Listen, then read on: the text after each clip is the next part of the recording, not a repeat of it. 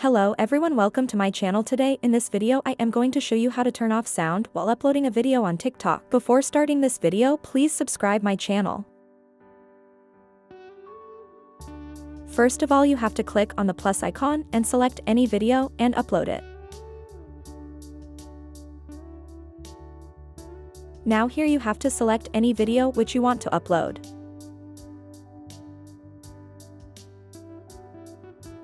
After that, you have to click on arrow below on the right side.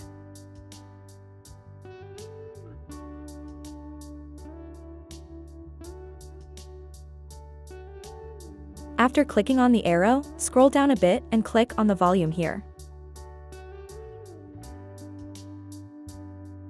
Now here you have to click on the button of this volume.